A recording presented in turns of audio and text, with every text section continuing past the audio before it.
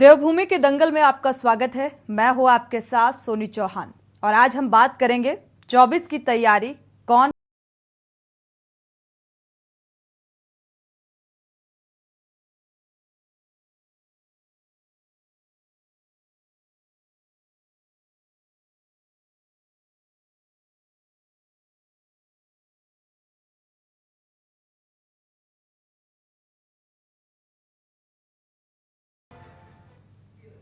उत्तराखंड में 2024 के लोकसभा चुनाव को जीतने के लिए एक ओर जहां बीजेपी पूरी ताकत के साथ चुनाव को फतेह करने की तैयारी में जुटी है, तो दूसरी ओर उत्तराखंड कांग्रेस अपने ही नेताओं की नाराजगी में उलझी है। दरअसल कांग्रेस के विधायक तिलकराज बेहड़ ने अपनी ही पार्टी हाईकमान के फैसले पर सवाल खड़े कर दिए हैं। उनका कहना है कि हाईकमान ने प्रदेश अध्यक्ष, नेता प्रतिपक्ष और उप नेता प्रतिपक्ष जैसे सभी पद कुमाऊं के नेताओं को देकर गढ़वाल की अनदेखी की है। तिलकराज बेहड़ के इस बयान का पूर्व नेता प्रतिपक्ष प्रीतम सिंह ने भी समर्थन किया।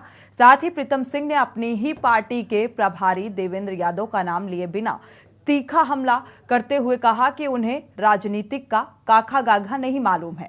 साथ ही प्रभारी प्रदेश में समन्वय नहीं बना पा रहे हैं। ये भी आरोप लगाया कि प्रीतम सिंह ने अपनी ही पार्टी के प्रभारी पर आरोप लगाए। जाहिर है पार्टी के शीर्ष दो विधायकों की खुलकर बाहर आ रही नाराजगी से शीर्ष नेताओं की चिंता बढ़ गई है और इसीलिए आज हम इस मुद्दे को लेकर चर्चा करेंगे। कांग्रेस पर अपने जो विचार हैं वो साझा करेंगे, लेकिन उससे पहले आपको दिखाएंगे ये खास रिपोर्ट।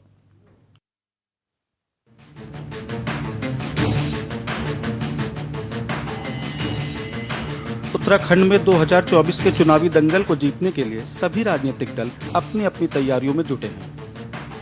इन तैयारियों को आगे बढ़ाते हुए भाजपा अन्य दलों से काफी आगे निकल गई है। बीजेपी ने चुनावी तैयारियों को आगे बढ़ाते हुए चुनावी दंगल को जीतने के लिए अभी से तैयारियां शुरू कर दी हैं। इसी कड़ी में राज्य के मुख्यमंत्री पुष्कर सिंह धामी प्रधानमंत्री नरेंद्र मोदी समेत केंद्र के तमाम सीनियर मंत्रियों से मुलाकात कर राज्य के लिए करोड़ों की सौगात लाने का प्रयास कर रहे हैं। दिल्ली दौरे से वापस लौटे मुख्यमंत्री धामी ने बताया कि उन्होंने प्रधानमंत्री नरेंद्र मोदी से जोशीमठ प्रभावितों के पुनर्वास, प्रधानमंत्री आवास योजना के तहत 25,000 मकान राज्य को आवंटित किए जाने, 125 मेगावाट बिजली प्रोजेक्ट की स्वीकृति दिए जाने, राज्य में पीएमजीवाई की सड़कों को बनाने समेत राज्य में वंदे भारत एक्सप्रेस चलाने की प्रधानमंत्री से मांग की है। चूँकि बहुत सारे जो प्रोजेक्ट यहाँ पर चल रहे हैं उन सभी के बारे में उनको जानकारी दी है, कुछ उनसे अनुरोध भी किया है। जो हमारे प्रमुख योजनाएं हैं उन योजनाओं के लिए माननीय प्रधानमंत्री जी को, जैसे जोशीमठ का हमारा मेन पुनर्वास होना है, उसके संबंध में भी उनसे अनुरोध किया है। प्रधानमंत्री आवास योजना में जो लक्ष्य है 25,000 मकानों का, वो हमको आवंटित हो जाए। इसी प्रकार से 3200 किलोमीटर पीएमजीएसवाई की सड़कें बननी हैं, उसके लिए भी कहा है।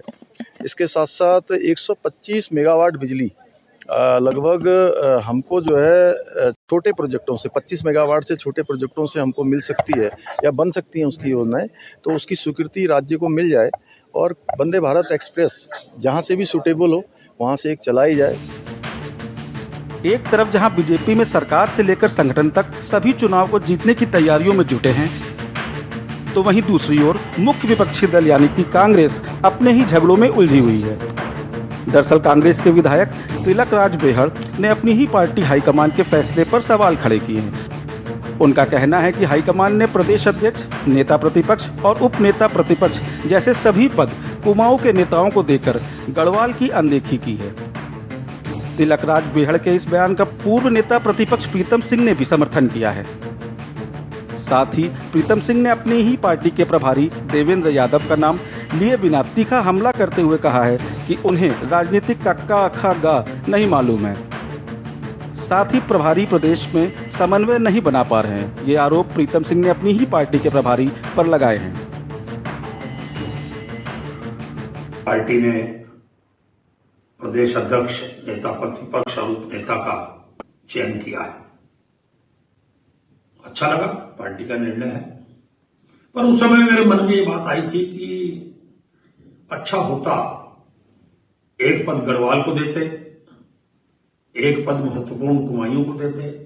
क्यों ऐसा पार्टी ने निर्णय लिया आज तक नहीं समझ में आता कि गढ़वाल के अंदर विधानसभा की सीटें बहुत ज्यादा हैं कुआयूं महत्वपूर्ण है, उतना उतना ही गढ़वाल महत्वपूर्ण है हमारे लिए, हरिद्वार से लेकर पूरा पहाड़। अगर एक पद वहां होता तो शायद पार्टी को ज्यादा मजबूती मिलती, और एक पद कुमायूं में होता, एक तराई को देते।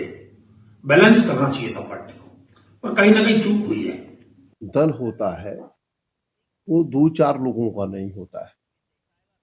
कांग्रेस एक बहुत बड़ा राजनीतिक दल कह लीजिए या विचारधारा कह लीजिए, और सब में समन्वय हो पाना बड़ा मुश्किल होता है, लेकिन प्रयास ये होना चाहिए, लोगों का ये कार्य होना चाहिए जिनके पास दायित्व है कि वो प्रदेश के अंदर समन्वय बनाने का काम करें।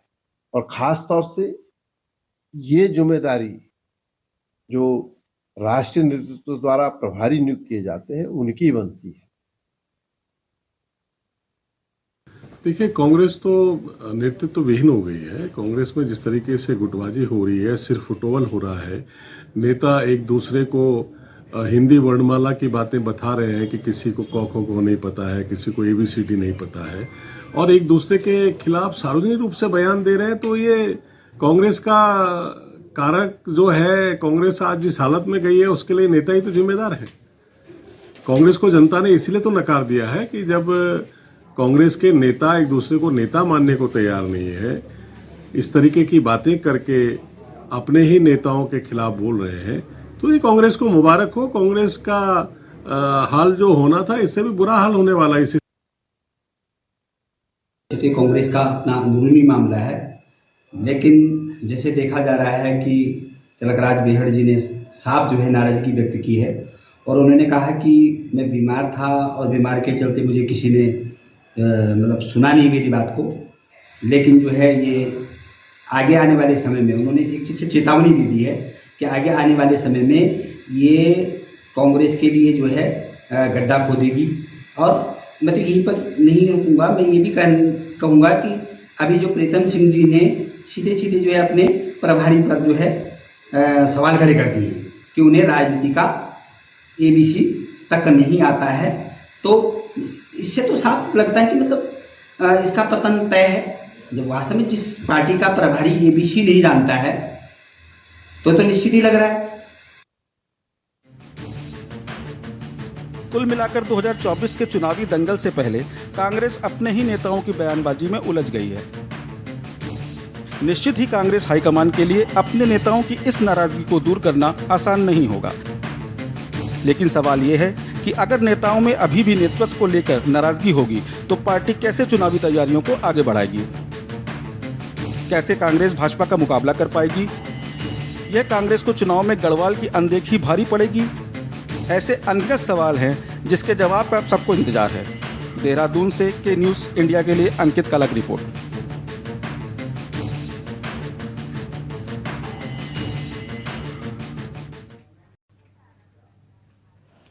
तो उत्तराखंड में 2024 को लेकर बीजेपी पूरी तैयार नजर आ रही है, लेकिन कांग्रेस की जो गुटबाजी है, जो कांग्रेस के खेमे में जो नाराजगी कहा जाए या नेतृत्व की कमी कहा जाए, क्योंकि बीजेपी कह रही है कि नेतृत्वहीन है कांग्रेस।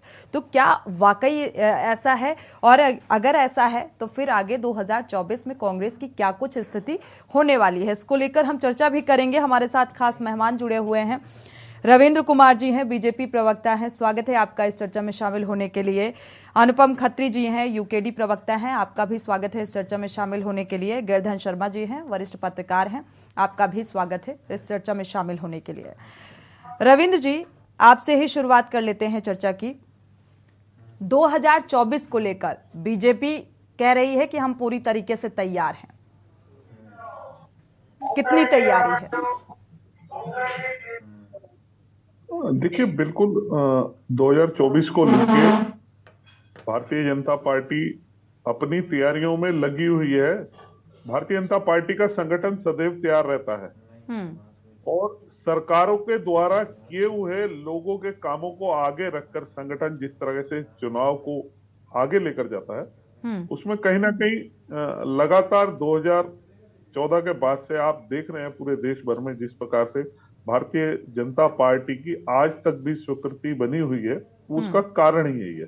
एक तो संगठन मजबूती से लोगों के बीच में रहता है और दूसरा सरकार जो जहां जहां हमारी सरकारें हैं वहां लोगों के हित में अच्छे से अच्छा कार्य करने की ओर चेष्टा रहती है, और जहां हमारे सरकारें नहीं है वहां हम लगातार इस प्रयास में है कि जनहित के मुद्दों को कैसे उठाया जाए, लोगों में कनेक्टिविटी कैसे बनी जाए। दूसरी बात, अब मैं आता हूं अपने इधर, जिस प्रकार से कांग्रेस के एक बड़े वरिष्ठ नेता तिलकराज बेहड़, काफी वरिष्ठ नेता है, मैं उनका सम्मान करता हूं, उनकी एक आपसी गुटबाजी कांग्रेस के अंदर की, उसको जिस प्रकार से उन्होंने एक क्षेत्रवाद के रूप में इस्तेमाल किया है, इस पे मुझे कहीं ना कहीं आपत्ति है कि एक जगह को स्थान दिया, दूसरी जगह को नहीं दिया। ऐसी बातें कांग्रेस को मेरे ख्याल से नहीं करनी चाहिए, क्योंकि जिस प्रकार प्रीतम सिंह जी ने कहा कांग्रेस एक विचार है, तो ये अगर ऐसा आपका विचार है, आप क्षेत्रवाद, जातिवाद, भाषावाद में आप लोगों को बांट के राजनीति करना चाहते हैं, तो ये विचार कभी भी सफल नहीं होगा। ये विचार अंग्रेजों का जरूर था जो इतने साल राज किया।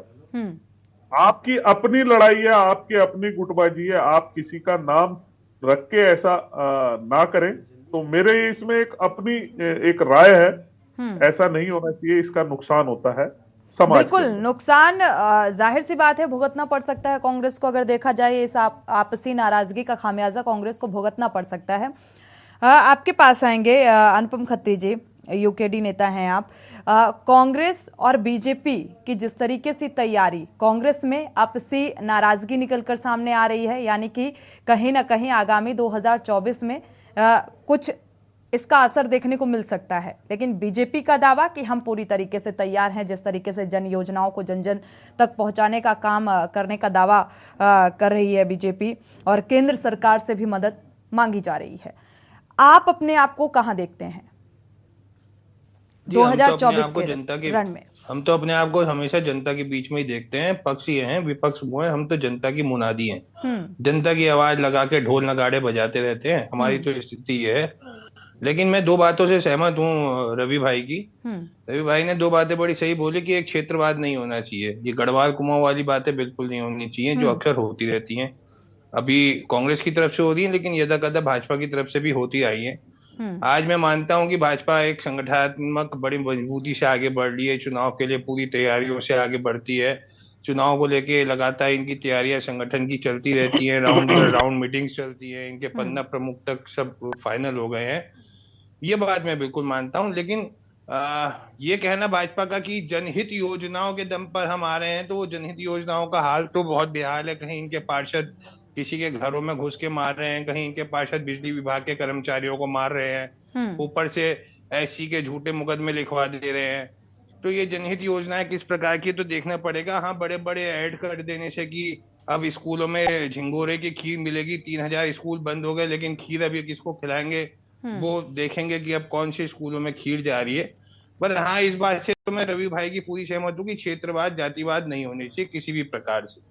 तिलकराज बेहड़ जी एक सीनियर नेता हैं, लंबे समय से राजनीति करते आ रहे हैं। मैं तो बहुत छोटा बच्चा था जब से मैं जानता हूँ, क्योंकि मैं भी हल्द्वानी बिलोंग करता हूँ, रुद्रपुर के कद्दावर नेताओं में ये रहे हैं। तो हमने तो इन्हें अपने स्कूल कॉलेज टाइम से देखा है। ऐसे सीनियर नेता का इस तरह से व्याख्यान करना कांग्रेस के भविष्य के लिए तो बिल्कुल अच्छा नहीं है।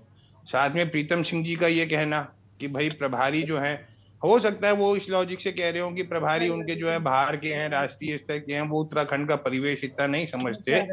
और यही बात हमारा भी कहना है, उत्तराखंड क्रांति दल का भी यही बात कहनी है कि ये जो राष्ट्रीय दल है जो दिल्ली से चलते हैं, इनके मुंह से बाहर आना पड़ेगा। क्योंकि ये राष्ट्रीय दल चाहे कांग्रेस के हो चाहे भाजपा के हो, यहाँ पे जो भी व्यक्ति इनके अंदर रह के मंत्री या मुख्यमंत्री बनेगा वो काम नहीं कर सकता है, क्योंकि उसका संचालन ऊपर से होता है। अगर उसके दिल में कोई मर्म भी होगा, कोई भाव होगा कि यार ये कानून में अपने उत्तराखंड के लिए ले आऊं, तो वो नहीं ला पाता, क्योंकि डंडा ऊपर से होता है। तो ये बात तो बिल्कुल, देखिए कांग्रेस की इस समय की स्थिति हम लोग सारे ही जानते हैं। कांग्रेस, उत्तराखंड के कांग्रेस के अंदर तो बहुत ही ज्यादा मनमुटाव है। एक तरफ हरीश रावत जी खड़े हैं, एक तरफ प्रीतम सिंह खड़े हैं, अब करण मेहरा जी भी खड़े हैं, अब तिलकराज बेहड़ भी खड़े हो गए हैं। और ये टाइम टू टाइम एक दूसरे के दोस्त या एक दूसरे के विरोधी बनते रहते हैं अपने अपने समय अनुसार। तो उत्तराखंड में तो कांग्रेस का हाल डमरू जैसा हो गया है कि वो दाएं से भी बज रही है, बाएं से भी बज रही है। बिल्कुल, रही लेकिन बात जन सत्ता- समस्याओं को विपक्ष में होने के नाते ये किरदार कांग्रेस जो है वो बखूबी निभा रही है।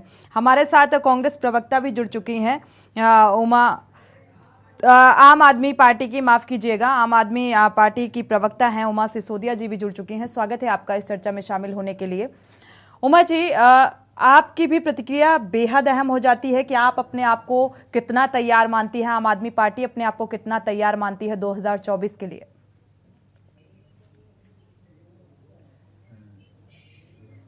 अनम्यूट करिएगा।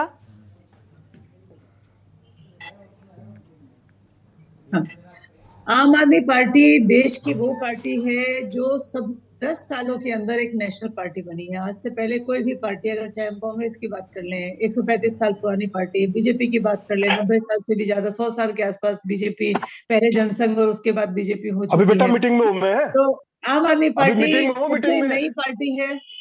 10 साल के अंदर हमारे 2 राज्यों में सरकार है और हमारे कम से कम 4 या 5 राज्यों में हमारे पास विधायक हैं। और आसाम हो, चाहे तेलंगाना हो, चाहे तमिलनाडु हो, चाहे कर्नाटक हो, राजस्थान हो, पैन इंडिया पूरे देश में आम आदमी पार्टी का संगठन है। और हम लोग हर चुनाव लड़ रहे हैं, चाहे वो राज्यसभा का चुनाव, चाहे वो लोकसभा का चुनाव है, चाहे विधानसभाओं का चुनाव है। रही बात ये कि 24 में आम आदमी पार्टी का क्या यहाँ पर उत्तराखंड में रहेगा, तो मैं सिर्फ ये कहना चाहती हूँ कि आम आदमी पार्टी पूरी तैयारी में है। आम आदमी पार्टी अपने संगठन पर काम कर रही है, जमीनी स्तर पर लोगों को, कार्यकर्ताओं को जोड़ने का काम आम आदमी पार्टी कर रही है। और 2024 में आम आदमी पार्टी एक प्रमुख ताकत के रूप में उत्तराखंड में आएगी। मैं मानती हूँ कि विधानसभा चुनाव में हमारा प्रदर्शन जो है वो अच्छा नहीं रहा। मैं इस बात को स्वीकार करती हूँ कि 3.5% वोट का जो परसेंटेज हमारा आया है वो हमारे हिसाब से बिल्कुल, मतलब हम खुद आश्चर्यचकित थे कि इतना कम वोट परसेंटेज हमने नहीं सोचा था। हम लोग सोच रहे थे कि हमारा बेटर वोट परसेंटेज आएगा, लेकिन कहीं ना कहीं हमसे गलतियां हुई हैं। कहीं ना कहीं हम लोगों ने, अच्छी बात है कि आप अपनी गलती को मान रही हैं, लेकिन उमा जी, अगर देखा जाए बीजेपी और कांग्रेस को देखा जाए, कांग्रेस के पास मुद्दे बहुत हैं जिनको बखूबी वो उठा भी रहा है और भुनाने की कोशिश भी नजर आ रही है कांग्रेस पार्टी की, लेकिन जो अंदर खाने में एक नाराजगी देखने को मिल रही है, तो इसका क्या कुछ असर देखने को मिल सकता है? इसको लेकर क्या कहेंगी? कांग्रेस, देखिए, कांग्रेस का तो पूरे देश में पतन निश्चित है। कांग्रेस को हराने के लिए किसी और पार्टी की आवश्यकता नहीं है। कांग्रेस को हराने के लिए कांग्रेस ही खुद ही काफी है। ये जो आपस में बड़े, खासतौर पे जो बड़े बड़े छत्र कांग्रेस के यहाँ बैठे हुए हैं, हम बार बार इस बात पे चर्चा कर चुके हैं कि उनको, कांग्रेस को हराने के लिए ना आम आदमी पार्टी की आवश्यकता है, ना यूकेडी की, ना बीजेपी की। वो तो खुद ही अपने आप को हराने के लिए काफी है। उन लोगों को उनका अहम पार्टी से ज्यादा बड़ा हो चुका है। वो पार्टी की क्या छिछले दर मीडिया में हो रही है, क्या छिछले दर दूसरी पार्टियों में हो रही है, क्या संदेश जो है वो जनता में जा रहा है, उसके बारे में कोई विमर्श नहीं है कांग्रेस के बड़े नेताओं के बीच में। उनका विमर्श सिर्फ ये है कि मेरे लोगों को सीट मिली या नहीं, मेरे लोगों को संगठन में जगह मिली या नहीं, मेरे, मतलब जिस तरीके से मेरा मेरा मैं की राजनीति जो है वो कांग्रेस के बड़े नेताओं में है। बिल्कुल, कहा भी जाता है जहां पर मैं शब्द का इस्तेमाल हो गया तो वहां पर चीजें उलझ सी जाती हैं। आपके पास आएंगे गिरधर जी। कांग्रेस ने हाईकमान के फैसले पर सवाल उठा दिया है। उन्होंने कहा है कि अच्छा होता अगर एक पद गढ़वाल को मिलता और एक पद कुमाऊं को मिलता तो मजबूती मिलती। क्या कहेंगे? अनम्यूट करिएगा। आवाज आ रही? जी, मिल पा रही है। आई है? जी जी जी। मैं ये कह रहा हूं कि कोई भी पार्टी हो, राष्ट्रीय पार्टी, चाहे लोकल पार्टी हो, मैं इस बात से बहुत ज्यादा इत्तेफाक तो नहीं करता कि क्षेत्रवाद या इस तरह के वाद होना चाहिए, लेकिन जब भी कोई संगठन तैयार होता है तो ये जरूर देखा जाता है कि एक पद, जैसा बीजेपी का ले लीजिए कि इस टाइम कुमायूं से मुख्यमंत्री है तो गढ़वाल से आपके अध्यक्ष होंगे। इसी प्रकार या तो अगर कुमायूं गढ़वाल से कोई मुख्यमंत्री होगा तो प्रेम से, जैसे मदन कौशिक जी अध्यक्ष थे। ये अमूमन एक प्रथा है और ये बैलेंस बनाने के लिए होती है ताकि वहां की जनता जो है वो ये ना सोचे, व्यक्तिगत विचारधारा हो सकती है लेकिन जनता में जो संदेश जाता है वो संदेश ये जाना चाहिए कि सरकार बनी है, संगठन बना है तो बैलेंस बनाया गया है। तो इसीलिए तिलक राज बेड़ ने जो बात कही कि या तो तराई से या कुमायूं से अगर अध्यक्ष या मुख्यमंत्री, मतलब वो विपक्ष का नेता होता, और करण मारा और चूंकि यशपाल आर्य दोनों कुमायूं के हैं तो उन्होंने इस दर्द, अपना पर्सनल दर्द हो सकता है उनका, लेकिन समाज में जो संदेश होता है, मैं इस बात से एक बार नहीं, चाहे वह पिछले 40 साल का, चाहे यूपी का, चाहे किसी भी क्षेत्र का जो मंत्रिमंडल भी बनता है, मंत्रिमंडल में भी आपने देखा होगा कि हर तरह की जाति को, हर तरह के धर्म वाले को, हर तरह की क्षेत्र को बैलेंस बनाया जाता है। तो ये कहना कि क्षेत्रवाद है, ये मैं इससे बहुत ज्यादा सहमत नहीं हूं। क्षेत्रवाद मुझे पसंद नहीं है, लेकिन बैलेंस बनाने के लिए पूरे क्षेत्र को कवर किया जाता है। जहां तक दूसरी बात गई कि कांग्रेस पार्टी में सर फुटबॉल की, मैं इस बात से पूरी तरह सहमत हूं। जैसा कि अभी आप पार्टी के प्रवक्ता ने भी बोला कि मुझे याद है जब हरीश रावत यहाँ पर प्रभारी थे, वो प्रभारी तो खैर यादव जी थे, लेकिन जब देवेंद्र यादव, लेकिन जब प्रभारी हरीश रावत जी जब करता धरता थे, वो उसके मनाया गया था चुनाव में, उन्हें तो उन्होंने टिकट के बंटवारे पे बहुत प्रेशर बनाया जी। तब वो तब उन्होंने, उनके ही टीम के लोगों ने आरोप लगाया था कि देवेंद्र यादव जो है भारतीय जनता पार्टी के साथ मिलकर पक्षपात कर रहे हैं। और अब प्रीतम सिंह उन पर आरोप लगा रहे हैं। देखिए कि कैसे समय बदलता है। वही पहले एक दूसरा गुट देवेंद्र यादव पे आरोप लगा रहा था चुनाव के वक्त, अब तो चुनाव नहीं है, संगठन की बात है। अब प्रीतम सिंह और उनके साथी, चाहे वो पूर्व अध्यक्ष ने तो बहुत लो प्रोफाइल में गणेश गोदीलाल ने बोला है, जो उनके पूर्व अध्यक्ष है कांग्रेस के, कि बड़े कि बैलेंस बनना चाहिए। तो ये दर्द जो तिलकदास बेहड़ ने करा, ये कोई नई बात नहीं है। कांग्रेस की यह उठापटक हमेशा रहती है और ये आगे भी जारी रहेगी, क्योंकि बिल्कुल कांग्रेस में एकजुटता नहीं है, ये साफ नजर आ रहा है। हमारे साथ कांग्रेस प्रवक्ता भी जुड़ चुके हैं, यश काला जी, स्वागत है आपका इस चर्चा में शामिल होने के लिए। यश जी, आपके पास ही आएंगे। आखिर आपकी पार्टी में इतनी उथल पुथल क्यों देखने को मिलती है? जो अंदर खाने की नाराजगी है, ये जग जाहिर हो जाती है आपके नेताओं के जरिए। देखिए, भाजपा समेत तमाम जितने बाकी दल यहाँ पर बैठे हैं, उन सबको अब अपने घर में चैन नहीं। कांग्रेस का नाम लिए बिना इनके कटते नहीं दिन रैन। धामी निकले शाह को लेकर घूमने, पर तीरथ त्रिवेंद्र को पूछने वाला अब कोई मिडलमैन नहीं। बस यही कुछ कहानी है आज की भाजपा की। आज के जो अंदर भाजपा के अंदर कलह कलेश चल रहे हैं, इन्हें क्या लगता है मुख्यमंत्री की कुर्सी पर जिस पर धामी जी बैठे हैं ना, कांटों का ताज है, मैं तो कहूंगा कील की कुर्सी है वो जिस पर वो बैठे हुए हैं। उन पर न जाने भगत सिंह कोश्यारी जी की नजर, उन पर रितु खंडूड़ी जी की नजर, उन पर ठीक बात है यश जी, आप जो कह रहे हैं, आपने जो शब्दों को एक माला में पिरोकर बताया है, अच्छी बात है, सुनने में बहुत अच्छा लग रहा है। लेकिन इस बात को क्या आप मानते हैं कि वजह आप दे रहे हैं बोलने को बीजेपी को, चाहे आम आदमी पार्टी को, चाहे यूकेडी को? क्योंकि आपके ही पार्टी के खेमे में वो नाराजगी निकलकर सामने आ रही है, जिस तरीके से तिलक राज बेहड़ ने ये बयान दिया है, समर्थन भी कर रहे हैं पूर्व नेता। देखिए, कांग्रेस एक परिवार है और यहाँ लोकतंत्र है। हमें वो क्या बताएंगे जिनके परिवार ही नहीं।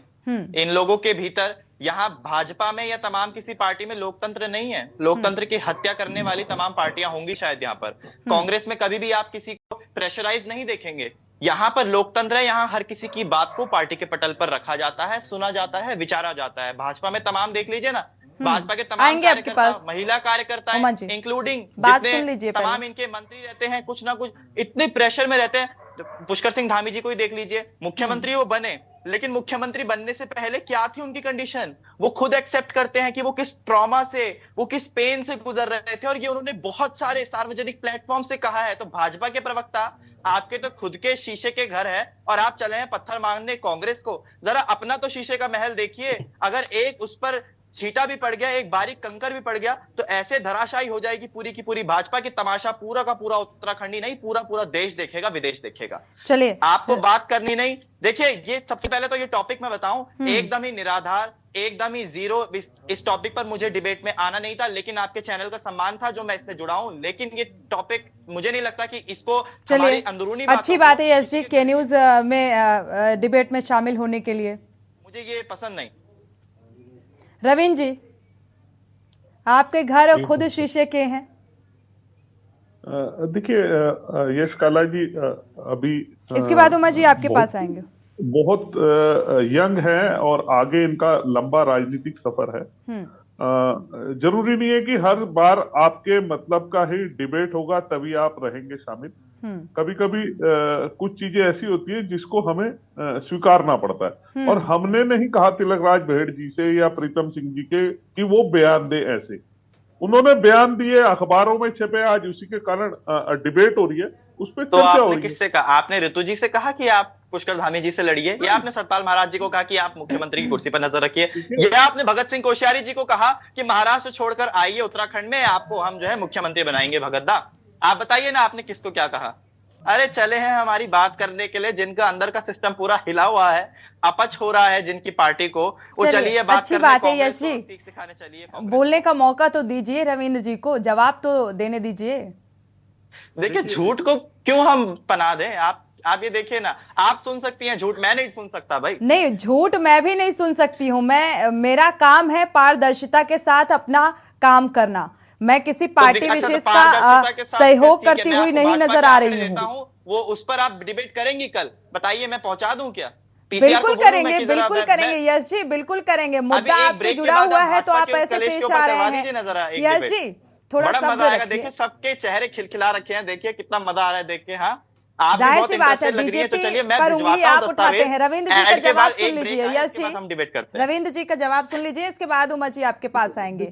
देखिए क्या सोनी जी, ये मुझे बिल्कुल अच्छा नहीं लग रहा। आप इसमें थोड़ी सी अपने डिबेट की गरिमा बना के रखें तो ज्यादा अच्छा होगा। देखिए हमने नहीं कहा कि आप ऐसा बयान दें, या हमने नहीं कहा आप आज ये डिबेट का सब्जेक्ट ये रखें। जिस डिबेट पे जो सब्जेक्ट है विषय, उस पर बात आएगी। जिस समय रितु खंडूरी जी कुछ कहेंगे उसके लेके चर्चा अगर होगी तो जरूर।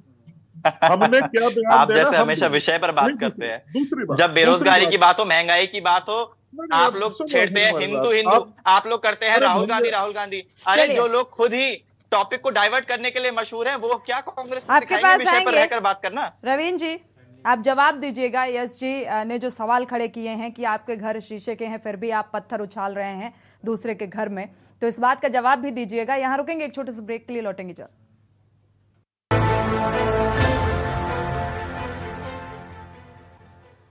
जाहिर है पार्टी के शीर्ष 2 विधायकों की खुलकर बाहर आ रही नाराजगी का खामियाजा आने वाले समय में यानी कि 24 में भुगतना पड़ सकता है, और इसको लेकर अब कांग्रेस के नेताओं में चिंता भी अब उनको सताने लगी है। हम चर्चा कर रहे हैं, उमा जी आपके पास आएंगे। आप लोग भी ये बात बार बार कह रहे हैं कि किसी पार्टी की जरूरत नहीं है, कांग्रेस का पतन निश्चित है। देखिए सबसे पहले तो मैं कांग्रेस के जो प्रवक्ता यहाँ पर बैठे हुए हैं वो बार बार बात कर रहे हैं लोकतंत्र की, कि उनकी पार्टी में लोकतंत्र है। ये शायद तब पैदा भी नहीं हुए होंगे जब ये देश में आपातकाल लगाया गया और लोकतंत्र का गला जो है वो बुरी तरह से घोंट दिया गया था। ये इन्हीं की पार्टी का एक काला धब्बा, एक कलंक कांग्रेस के ऊपर है कि देश का एकमात्र घोषित आपातकाल कांग्रेस की तरफ से लगाया गया। और उस समय क्या स्थिति थी कांग्रेस की, कितना, मैं कहती हूँ कितना टेरर था कांग्रेस का और संजय गांधी जी और इंदिरा गांधी जी का, वो शायद आप अगर ये अपने पिताजी से पूछेंगे तो शायद इनको ज्यादा बेटर पता चलेगा कि लोकतंत्र की हत्या कैसे होती है, वो कांग्रेस वाले बखूबी जानते हैं। और रही बात ये कि कांग्रेस में लोकतंत्र है तो सब आपस में झगड़ेंगे, तो भाई लोकतंत्र और डिसिप्लिन में बड़ा अंतर होता है। ये डिसिप्लिन और लोकतंत्र को समझना पड़ेगा। एक बारीक लाइन होती है, हमारा देश लोकतांत्रिक देश है, डिसिप्लिन में नहीं रहेंगे और मेरी करने उंगली आपकी आंख के पास चली जाएगी तो वो लोकतंत्र नहीं होगा। कि मैं कहूँ कि मैं तो स्वतंत्र देश में हूँ तो मैं कुछ भी करूंगी। डिसिप्लिन होना और लोकतांत्रिक आपको बोलने का पूरा समय मिलेगा। ये बात कांग्रेस को समझनी पड़ेगी कि आप यहाँ डिसिप्लिन नाम की चीज नहीं है। तो दिल्ली की विधानसभा में क्या हुआ? यस जी, आपको मौका मिलेगा बोलने का। में तोड़फोड़ हुई, वो क्या था? वो लोकतंत्र था या डिसिप्लिन था? बताइए जरा। यश जी, दिल्ली की विधानसभा में जो तोड़फोड़ हुई है वो कांग्रेस, सॉरी बीजेपी, आपकी आतिशी जी ने जिस तरह से भड़काया है, हमारे विधायक आपस में नहीं लड़ते, वीडियो है। अच्छा, आपस में नहीं लड़ते और दूसरे का सर फोड़ देते हैं। अरे वाह, ये तो कबूल लिया आपने, ये तो आपने कबूल लिया ना यहाँ पर। यार हम लोग जो है क्या आप सड़कों पर अगर बीजेपी के खिलाफ लड़ाई नहीं करते? ये देखिए, क्या राहुल गांधी जी सड़कों पर आपने हिंसा को अपनाया ना, आपने हिंसा को अपनाया ना। Yes, कांग्रेस जी। कभी हिंसा के साथ खड़ी नहीं होती है। आप उसको कांग्रेस छोड़ एक दीजिए। अहिंसा के आप रास्ते पर उसको चलने वाली छोड़ पार्टी दीजिए। है। चलिए, आप लोगों आप ये को कहना इस अनुपम जी आपके पास आएंगे। कांग्रेस क्या वाकई अहिंसा के मार्ग पर चलने वाली पार्टी है? तो फिर ये अंदरूनी कलह क्यों बाहर आ रही है? तब तो और अच्छा होना चाहिए। हम उसका विरोध नहीं करेंगे अगर बीजेपी वाले कुछ गलत करेंगे। अनुपम तो बड़ी जी। अजीब सी बात है, देश के प्रमुख विपक्षी पार्टी नहीं, के प्रवक्ता अगर ये कहते आप हैं कि डिसिप्लिन और लोकतंत्र का डिफरेंस यहाँ पर समझा रही थी। चलिए यश जी आप जवाब दीजिए, लेकिन पहले पूरी बात सुनने के बाद आप जवाब दीजिए। अनुपम जी आपके पास आएंगे। आपसे मेरा सवाल था कि अगर इतना ही अहिंसा के पथ पर चलने वाली पार्टी जैसा कि यश जी कह रहे हैं, तो फिर आखिर ये अंदरूनी कलह क्यों? देखिए, जितनी भी कला होती है ना, वो महत्वाकांक्षाओं से बड़ी प्रेरित होती है। महत्वाकांक्षाएं जब व्यक्ति की ज्यादा हो और वृक्ष के नीचे बैठा यात्री खुद को वृक्ष से भी बड़ा समझने लग जाए, तब इस तरह की बातें बहुत अमूमन आम हो जाती हैं। जब हम ये समझने लग जाएं कि संगठन तो हमारे दम पर है, हमारी वजह से चल रहा है, हम ही बहुत अच्छा सोच रहे हैं, दूसरा तो बेवकूफ है, वो तो कुछ सोच ही नहीं सकता, जो मेरे लोग हैं वही बहुत बढ़िया है, बस मेरी टीम अच्छी है, बाकी तो सब बेकार है। तो जब इस तरह के मनोभाव जिस भी संगठन में आ जाए, वो इस दौर से गुजरता है। यूकेडी भी गुजरी है, मैं तो खुद अपने मुंह से बोल रहा हूँ इस बात को, कोई और सवाल उठाए उससे पहले मैं खुद ही बोल देता हूँ। तो ये सब चीजें होता है, मानवीय स्वभाव के चलते होता है। आज देखिए, हम लंबे समय से देखते आए हैं, हरीश रावत जी और प्रीतम सिंह जी की नहीं बनी। हमने इस वाले विधानसभा चुनाव में भी देखा था कि पहले हरीश रावत जी रामनगर थे, रामनगर जब थे तो रंजीत रावत उनके अगेंस्ट बहुत प्रबलता से थे, फिर वो लाल कुआं शिफ्ट हो गए, तो लाल कुआं में उनके क्या हाल हुई। उधर हरिद्वार की सीट का क्या हुआ, पिछले चुनाव में दो जगह से वो लड़े, दोनों जगह से हारे, तो उन्होंने भी कहीं ना कहीं ये बोला कि अंतःकलह ने मुझे जो है नुकसान पहुंचाया है। बाकी के नेता बोलते हैं कि हरीश रावत जी अपने आप को सर्वे सर्वा मानते हैं इसलिए कर रहे हैं, कभी कैमरे में आके उनकी तारीफ करते हैं, कभी नहीं करते हैं। ये कांग्रेस में लंबे अरसे से चला आ रहा है। तो ये बात तो बिल्कुल वाजिब है कि लोकतंत्र और डिसिप्लिन में फर्क होता है। डिसिप्लिन होना चाहिए, लोकतांत्रिक होना अच्छी बात है, और मैं अपने छोटे भाई यश से कहूंगा कि सारी ही पार्टियां लोकतांत्रिक है। ऐसा नहीं है कि किसी पार्टी में भी लोकतंत्र की कमी है। हर कोई सदस्य, हर कोई पदाधिकारी अपनी बातें रखता है, वैचारिक मतभेद होते हैं उन्हें भी कहता है, लेकिन बहुत ज्यादा खुल के बार बार सार्वजनिक मंच पे आके बात कहना, बहुत ज्यादा बार बार मीडिया को बयान देना जो पार्टी के भविष्य को आघात पहुंचाए, इसे लोकतंत्र नहीं कहा जाता। इसे कहा जाता है कि अनुशासन खत्म हो गया पार्टी से, कमांडिंग खत्म हो गई। और कमांड अगर खत्म हो रहा है तो नो डाउट आपको नुकसान ही होंगे, आपको हर चुनाव में नुकसान होंगे। लोकसभा क्या, अभी निकाय के चुनाव है, फिर लोकसभा है, फिर पंचायत है, चुनाव का ही सीजन है पूरा। अगर एकजुटता नहीं होगी, तालमेल सामंजस्य नहीं होगा। मैं यश भाई की उम्र और उनके बोलने की शैली को देख के बड़ा प्रभावित हूँ। मतलब मैं कह सकता हूँ छोटे पैक में बड़ा धमाका है ये अपने में। लेकिन एक बात इन्हें समझनी होगी कि हम डिफेंस जिस बात को करते हैं उसमें हमें कहीं ना कहीं एथिक्स भी रखने चाहिए, हमें कहीं ना कहीं सत्यता को भी एडमिट करना चाहिए कि हाँ गड़बड़ी है तो उसे माने कि है। अगर हम मानना शुरू करेंगे तभी सुधार होना शुरू होगा। और हम अगर गलतियां छुपाते जाएंगे, चाहे हम प्रवक्ता बन के बोले, गलतियां हम छुपाते जाएंगे तो वो बढ़ती जाएंगी। अब वो बड़े नेता हैं तो यश जी तो उन्हें कुछ नहीं कह सकते, लेकिन हाँ अगर हम सार्वजनिक मंच पे बैठ के मीडिया के माध्यम से जनता से रूबरू हो रहे हैं तो ये बहुत लाजमी है कि हम कहीं ना कहीं इस बात को फील करें कि कहीं लोकतंत्र की मर्यादाओं से आगे बढ़कर, पार्टी फोरम को छोड़कर हम सार्वजनिक मंच पे आके एक ऐसे आरोप लगा रहे हैं अपने सीनियर्स पे, प्रभारी पे, अपने दूसरे नेताओं पे, जो वैचारिक मतभेद हैं उन्हें सार्वजनिक नहीं करना चाहिए, क्योंकि 2024 से पहले निकाय चुनाव और फिर इसके बाद 2024 की तैयारियों में तो सभी पार्टियां लगी हैं। रविंद्र जी, जिस तरीके से केंद्र सरकार से योजनाओं के लिए बजट की मांग की जा रही है, तो क्या अब इन योजनाओं के सहारे 2024 की नैया पार की जाएगी? देखिए, इन योजनाओं के सहारे नैया पार करने वाला सिस्टम नहीं है। ये सवाल मेरा इसलिए है क्योंकि अब तेजी देखी जा रही है चुनाव को देखिए, देखते हुए। लगातार 2014 के बाद से जिस प्रकार से प्रधानमंत्री नरेंद्र मोदी जी का उत्तराखंड को लेके एक अपना विशेष रूप से इनका यहाँ पे लगाव है, चाहे वो चार धाम यात्रा को एकीकरण करने का काम हो, ऑल वेदर रोड हो, कर्णप्रयाग से ऋषिकेश से कर्णप्रयाग तक रेलवे लाइन का काम हो, दो अभी नए बड़े मोटर मार्ग की स्थापना के लिए हो, नई रेलवे लाइन के लिए उसकी जो है सर्वे की सहमति हो, तो ये लगातार चल रहा है। अभी जोशीमठ को लेकर भी प्रधानमंत्री नरेंद्र मोदी जी के पास जिस प्रकार से बात रखी गई है, और देखिए प्रधानमंत्री सड़क योजना के अंतर्गत छोटे गांव को अभी एक लिमिट होती थी, मेरे ख्याल से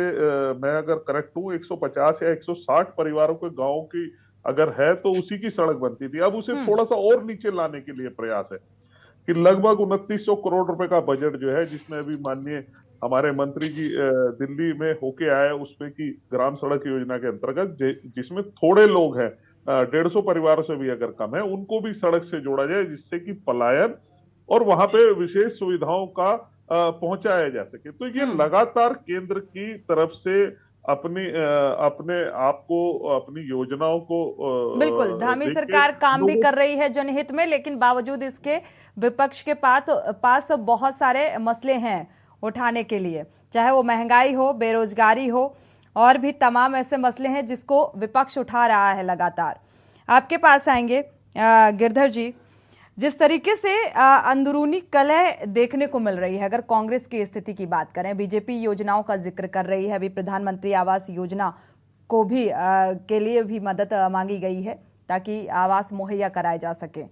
तो एक तरफ बीजेपी और कांग्रेस खेमे की जो नाराजगी निकलकर सामने आ रही है, तो आने वाले समय में क्या कुछ तस्वीर देखने को मिल सकती है?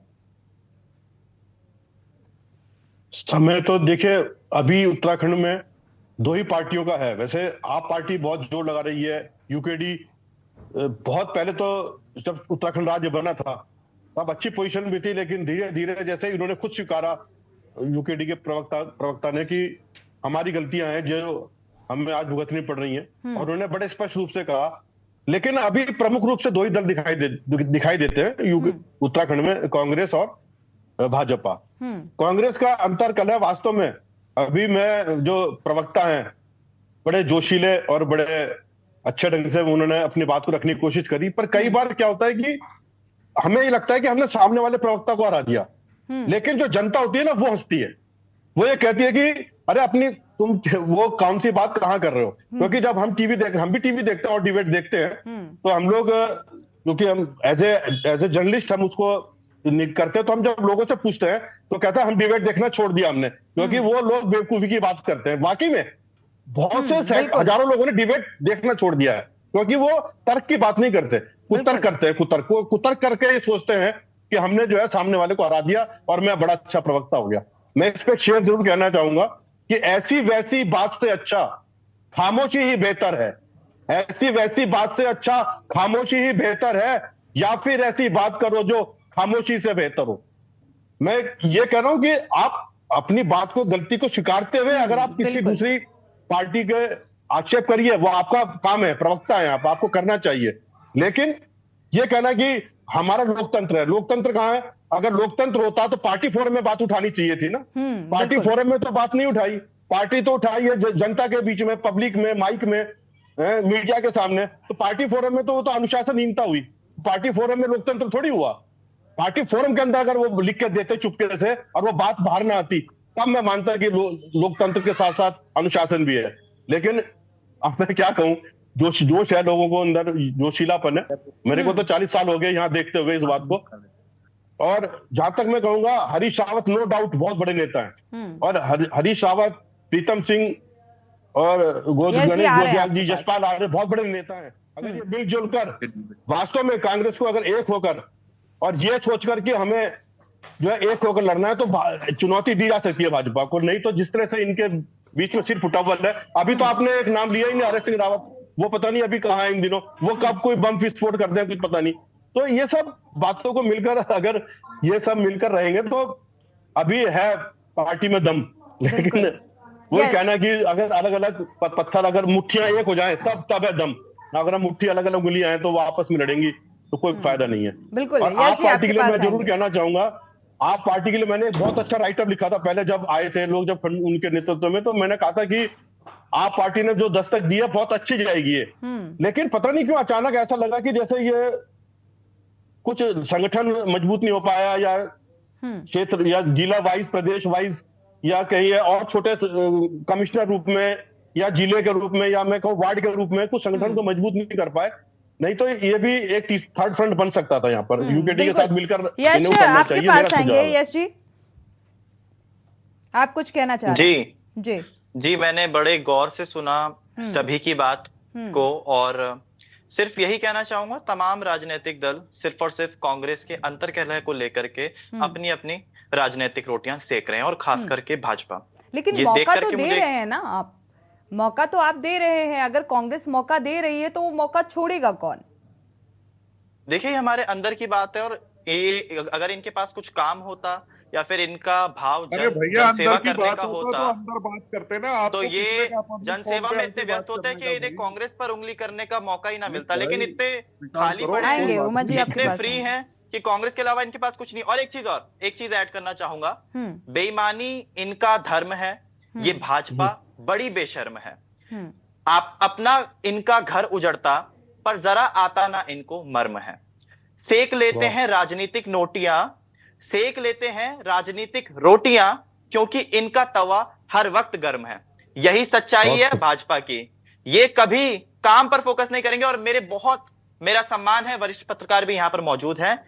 मैं एक चीज कहना चाहूंगा, डिबेट चैनल अगर लोगों ने अगर डिबेट देखना ही छोड़ दिया है तो माननीय आप खुद एक डिबेट चैनल पर हैं इस वक्त पर। अभी हम कोई 4 दीवारी कमरे के अंदर बैठकर बात नहीं कर रहे हैं। आपकी बात में क्या पता थोड़ी बहुत सच्चाई हो, लेकिन हिपोक्रेसी शायद से इसी को कहते हैं कि खुद डिबेट चैनल पर आए और उसके बाद तमाम लाखों लोगों में से हजारों लोगों ने छोड़ दिया है, अभी भी कई लाख देख रहे हैं जी, लेकिन लाखों लोगों में से हजारों लोगों ने। आप जाएंगे जनता के बीच में शायद तो लोग कहेंगे कि मैं डिनाई नहीं कर रहा हूं, मैं डिनाई नहीं कर रहा हूं, सम्मान है आपकी बात का। जी, मुझे आपकी बात का सम्मान है, लेकिन अगर हम खुद एक डिबेट चैनल पर बैठे तो एक डिबेट चैनल का सम्मान रखें, चैनल की मर्यादा को भी हम देखें। और जब आपको ये जब सब्जेक्ट ही कांग्रेस की उठा तो मैंने बोला गिरधर जी की बात को इस तरीके से आप लीजिए कि कई बार होता है मुद्दे से इतर हम शब्दों की मर्यादा में रहकर बात करना भूल जाते हैं, और यही वजह है कि कई बार दर्शक डिबेट सुनना या देखना पसंद नहीं करते। तो इसको इस तरीके से आप लीजिए। जी यश, करना चाहूंगा, रुकिए। भाजपा के प्रवक्ता जी कह रहे थे नरेंद्र मोदी जी को उत्तराखंड से बहुत प्यार है। जी हाँ, बहुत प्यार होगा कि अंकिता भंडारी का हत्याकांड हुआ, उनके मुंह से एक शब्द ना निकला। जी हाँ, बहुत प्यार होगा किरण नेगी का जो रेप का केस हुआ, उसके समर्थन में नरेंद्र मोदी जी के मुंह से एक शब्द ना छूटा। हाँ, लक्ष्मण भंडारी गायब हुआ, जोशीमठ में इतनी बड़ी आपदा आई, लेकिन उन्होंने क्या किया? एक शब्द तो कहा नहीं, एक ट्वीट मात्र तक किया नहीं। और पॉलिटिकल स्टंट करने के लिए उन्होंने जो हमारे देवभूमि का जो इतना प्रमुख धार्मिक स्थल है केदारनाथ, वहां आकर के फैंसी ड्रेस कंपटीशन कर रहे हैं, रैंप वॉक कर रहे हैं, और उसको अपने चुनाव का अखाड़ा बना दिया है। तो ये किस हद तक सही है जरा बताइए। और आपके भारतीय जनता पार्टी में क्या कोई एक नेता नहीं जो माननीय प्रधानमंत्री के सामने इतना बोलने की हिम्मत रखे कि मोदी जी, ये प्रदेश आपका चुनावी अखाड़ा नहीं, यहाँ के धार्मिक स्थल आपके चुनाव के लिए कोई रैली का ग्राउंड नहीं जो आप यहाँ पर हर बार आ जाते हैं। और पहली बार हुआ कि केदारनाथ के गर्भगृह में, अरे हिंदू करने वाली पार्टी और हिंदुओं को ही ठगती है। केदारनाथ के गर्भगृह में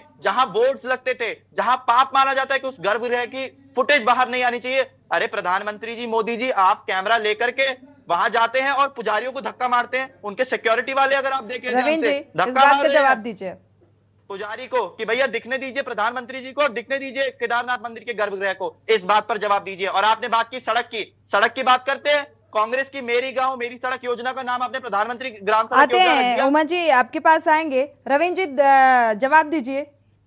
विधायक राम सिंह खेड़ा जी के गांव में क्या हुआ? उनकी माताजी जो बेचारी बीमार थी, उन्हें स्वास्थ्य सेवाएं नहीं मिल पा रही थी, 8-10 किलोमीटर तक कंधे पर ले जाकर के उन्हें सड़क तक पहुंचाया। उनके गांव तक जरा सड़क पहुंचाई आपने, इसका कोई आंकड़ा दे दीजिए। रविंद्र देखिए, मैं फिर दोबारा से कहूंगा कि साथी प्रवक्ता की उम्र और अनुभव अभी इनको ठीक है, लेकिन जो उन्होंने सवाल उठाया उस पर आप जवाब दीजिए। अब आपकी बात फिजिकल एट्रीब्यूट्स को छोड़ दीजिए, एक पैनल पर अरे बैठे हैं तो भैया पैनल का सुन तो सम्मान लो ना, कीजिए। सुन तो लो, तुम्हारे रवि जी, उम्र की वजह जो से सवाल यश जी ने तुम्हारे उठाए लिहाज कर रहे हैं, आप उन सुन लो, सवालों आप का सुनना जवाब नहीं चाह रहे। दीजिए। आप सुनना ही नहीं चाहते। आप अगर नहीं आप सुनना बात चाहते कीजिए, तो चलिए मैं आप बोलता बात ही कीजिए, नहीं। मैं चुप रहता हूँ, यश आप जी, मेरे सवालों का जवाब दीजिए, मैं यश चुप जी, रहूंगा। रवीन जी आप जवाब बात दे रहे कीजिए हैं, मेरे सुन सवालों लीजिए। पर। इनकी उम्र और इनका अनुभव अभी बहुत छोटा है। उमर पर फिर ये जा रहे हैं। बहुत कुछ सीखना सोनी जी पड़ेगा। आप इन्हें बताएंगी, लेकिन मैं इनको सोनी जी रवीन आप जी, इन्हें बताएंगी प्लीज, एक इनको इतना एंकर का जरूर एक मॉडरेटर वो है दे आप। दूं। इनको इतना जरूर मैं रवीन कहना जी, चाहूंगा। जी जी जी। सवाल इंपॉर्टेंट है, आप यश जी के सवाल का जवाब दीजिए। नहीं सोनी जी, आप मेरी बात नहीं समझ रहे। आप मुझे देखिए, फिर मुझे अब कहना पड़ेगा सोनी जी, आप भी थोड़ा सा कुछ चीजों को लेके मैं असहज नहीं हूँ आपसे भी आज। आप मेरे अच्छी बात प्रश्नों है। का जवाब तो ये आपने लिया नहीं। सुन लीजिए ना। अच्छी बात है, एंकर से जल्दी कोई हर बात पर सहमत नहीं होता है सर। बिल्कुल है। नहीं मैं ऐसी देखिए, जगह बैठी हूँ, हर बात से आपकी सहमति हमारे लिए जरूरी भी नहीं है। आपने मेरी बात का जवाब लिया। आप कैसे कह सकते हैं कि मैं इनकी बात का जवाब दूं? आप नहीं कह सकते ना। यश जी ने जो सवाल किए हैं आप उसका जवाब तो देखिए, दीजिए। आपका सवाल है, आपके सवाल का जवाब देना, लेकिन आप कहेंगे कि मैं इनका जवाब दूं बेतुके सवालों का। रवीन जी, इसका कोई तुर्क नहीं है। रवीन जी, तर्क करना जानते हैं। रवीन जी, हम सामने वाले पर उंगली बड़े दमदार तरीके से उठाते हैं, लेकिन ये भूल जाते हैं कि ये 4 उंगलियां हमारे खुद की तरफ उठ जाती हैं। जवाबदेही आपकी बनती है। पर जवाब दीजिए, राम सिंह कैड़ा जी के यहाँ क्या हुआ? प्रधानमंत्री मोदी पर जवाब दीजिए। इतने वरिष्ठ नेता, प्रधानमंत्री मोदी पर जवाब दीजिए। देखिए के न्यूज़ के सभी दर्शक देख रहे हैं भाजपा के प्रवक्ता किस तरह से हमारे सवालों से भाग रहे हैं। यश जी, अगर रविंद्र जी बोल रहे हैं तो पहले उनकी बात सुन लीजिए। देखिए सोनी जी, मैं ये सवालों पर जवाब दें। नहीं रह पाऊंगा कि आप ना तो विषय को एक जगह स्थिर कर रहे हैं। अगर विषय को बार बार इस तरीके से डिबेट में, किसी डिबेट में नहीं बैठा सोनी जी।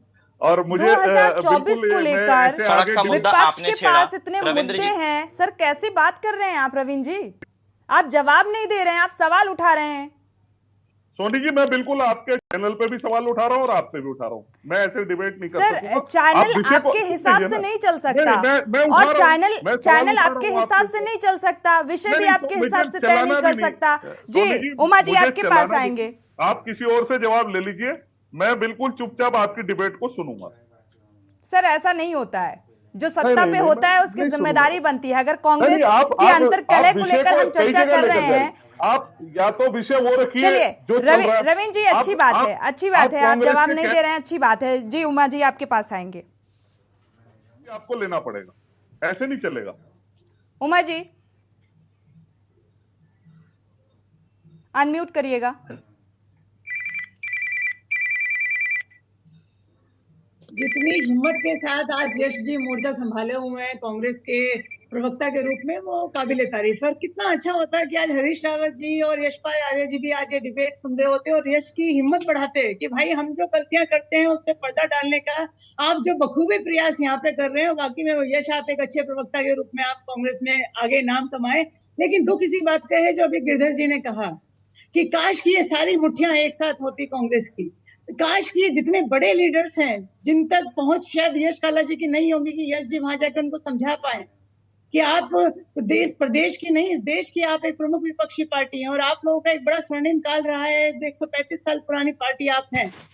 लेकिन जिस तरीके से बड़े नेता कांग्रेस को अपने से नीचे समझने लगे हैं, उनका कद जो है वो कांग्रेस से ज्यादा बड़ा हो गया है, वो सबसे बड़ा कारण है आज कांग्रेस के पतन का। काश के जितने अच्छे से ये यश जैसे बच्चे जो आज नए पौध हैं कांग्रेस को लेकर जितने चिंतित हैं और जिस तरीके से हमलावर हैं बीजेपी के ऊपर, काश की कांग्रेस के बड़े नेता भी इस बच्चे से सीखते कि हमें आपस में हमलावर होने की बजाय बीजेपी के खिलाफ हमलावर होना चाहिए। लेकिन उल्टा हो रहा है उत्तराखंड में। कांग्रेस के बड़े नेता जानते ही नहीं कि उन्होंने पूरी कांग्रेस को उत्तराखंड में डुबो दिया है और यही कमोबेश स्थिति लगभग पूरे देश में कांग्रेस की है। कोई सुनने को राजी नहीं है अपने आला कमान की, कोई अपने कमांडिंग इन चीफ को सुनने के लिए तैयार नहीं है, कहीं कोई हयारकी नहीं है। जो 2-4 बार विधायक जीत गया वो सबसे बड़ा नेता हो जाता है, उसके बाद वो पार्टी जो संगठन जो है वो छोटा हो जाता है।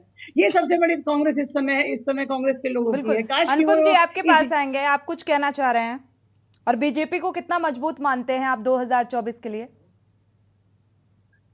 क्या आपने मुझसे पूछा? जी अनुपम जी। बीजेपी को मैं कितना मजबूत मानता हूँ 2024 के लिए? जी जैसी हवा है उस हिसाब से तो लगता है ये तीसरा टर्म भी मारेगी बीजेपी। लेकिन उसके बाद हालत क्या होगी देश की वो भगवान मालिक है। 2 टर्म में ही हालत खस्ता हो गई। सारे पब्लिक सेक्टर बेच डाले हैं, 3000 से भी ऊपर छापे मार के। अभी उमा दीदी जो बात कह रही थी कि क्या हो गया बड़े नेताओं को कांग्रेस के, तो सबकी फाइलें तो दबा दी इन्होंने। यशपाल आर्या जी भी वहां से होके यहाँ आ गए। आपको पता ही होगा सहकारिता घोटाले की एक फाइल उनकी भी है। हरक सिंह रावत जी, सबका तिकड़म सेट है वहां। जब चाह रहे हैं जिसकी कठपुतली हिला दे रहे हैं। विपक्ष बचा कहाँ है यहाँ उत्तराखंड में? कमोवेश स्थिति इसीलिए ऐसी है। अब हमारे यश भाई तो युवा नेता हैं। यश भाई की अभी तक कोई भ्रष्टाचार की फाइल नहीं होगी, इसलिए उनका जोश पूरा लवलेज में है। हमारा भी जोश पूरा लवलेज में है, हमारी कोई भ्रष्टाचार नहीं है। जिन्होंने भ्रष्टाचार करे भाजपा ने सबकी तो फंसा दिया, सबके लॉक लगा दिए। उत्साह से भरपूर रविंद्र जी भी नजर आ रहे हैं, क्योंकि विपक्षी दल है यूकेडी और इस तरीके से उत्साह का जिक्र कर रहे हैं, उन हवाओं का जिक्र कर रहे हैं, तो आप भी काफी खुश नजर आ रहे हैं। शुक्रिया आप सभी मेहमानों का इस चर्चा में शामिल होने के लिए और कीमती समय देने के लिए के न्यूज़ में।